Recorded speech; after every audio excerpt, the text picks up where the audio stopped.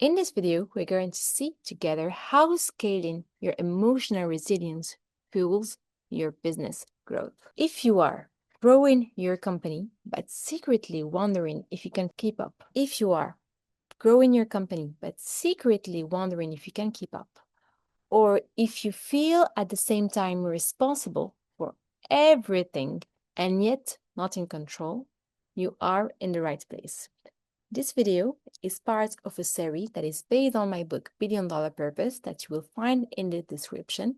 And the intention of the book and of the series is to help you scale your business without burning out. And in this episode, we're going to flip the conversation inward.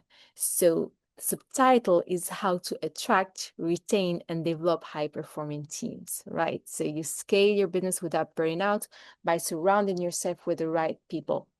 But here in this episode, we're going to see inward. It's the most exciting part of the conversation about scaling because your company can only grow as you grow. And my company, I know it's like firsthand. My company can only grow as I grow. So in this episode, I want to share with you why emotional intelligence is our greatest leadership leverage, how we can identify our growth age, and how to scale ourselves without burning out. So let's dive in. And starting by the truth, right? So founders set the ceiling of their business. It's really uncomfortable to hear, but each of us as a founder set the ceiling of our own business. Companies rarely fail because of strategy. We fail because the founder didn't scale themselves. And the success of our businesses rely on our emotional resilience, on our clarity and presence required to lead to the next level. And when we don't work on that, on our team, on our culture, and company pays the price, everyone pays the price. The good news is that we don't have to be perfect and we can learn and grow in those areas as well to positively impact ourselves, our teams, our business. There is what I call an emotional growth curve, okay? It's a moment that every founder hits when wins feel less thrilling and setbacks feel less devastating. That's growth. It's not about becoming numb. It's about becoming grounded. So what I want you to have is to celebrate your first $1,000, your first 100K, and your first million and above with the same clarity as you had when you had your first business, right? And at the same time, navigate difficult conversation and bigger problems without spinning out. So the reality is, as you scale your resilience, you may become like less emotional about the positive and the negative. But what I want for you is to stay excited about the positive while becoming less affected by the negative. Because here you will have a compounding effect with your joy, when your excitement, when your pleasure, your desires fuels your business growth. Okay?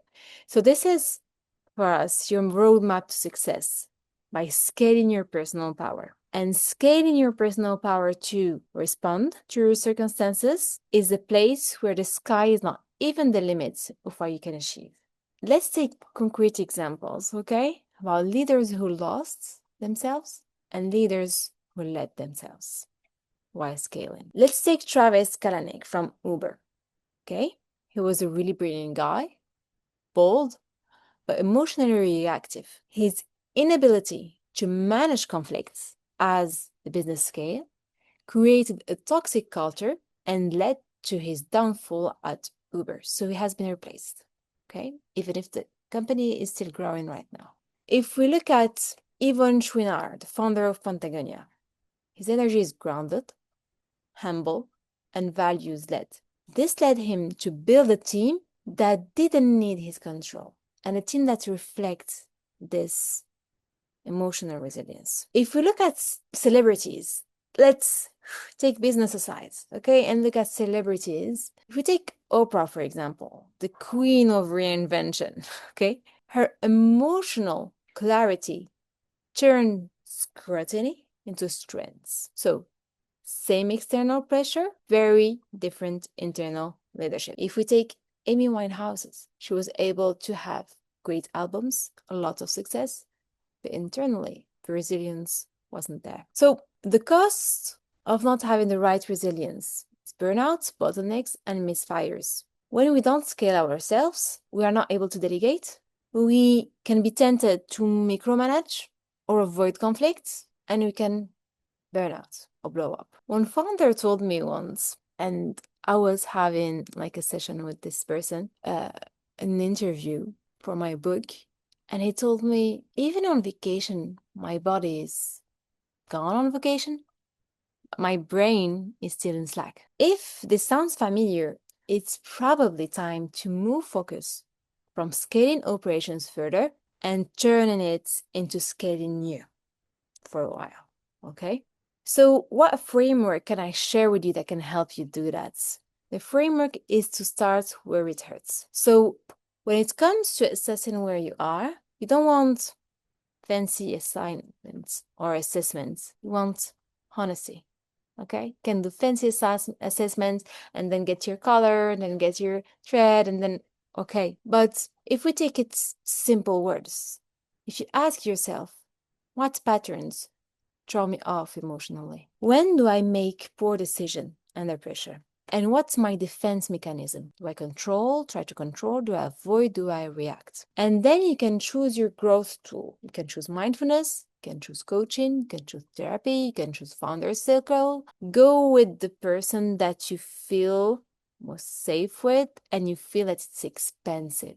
So you're going to grow with this person. Choose it wisely and go with this person. And if you want to measure success, and by the way, this is something that I do as well for my clients. So if you want to measure success, you don't need a complex assessments either. Just ask yourself the simple question, can I respond with more clarity, with calm, and consistency today than I used to 6 months ago? If the answer is yes, congratulations, you're on a personal growth journey. If the answer is no, then keep diving and keep searching and keep observing your reactions. And why it matters? Because you are the culture. This matters. It's because you're the starting point of your culture and of your business. People don't quit jobs. They quit leaders. And they stay for the ones who are emotionally intelligent, clear, and grounded. So when you scale yourself, you become the kind of leader people want to support. And that's how you build teams that stays. That's how you scale your missions without collapsing under it. So in the description of this video, you can find the self-leadership alignment checklist that you can use to reflect on where you are now on your journey, and you can start from there. And in the next episode, we'll explore what happens when you do scale yourself, how you shift from doing everything to building a business that runs without you. We'll talk about dedication, ownership, and how to step into a true CEO role with clarity and freedom. Thank you for watching. You can subscribe to see the other videos or come back to them. And see you next video. Cheers.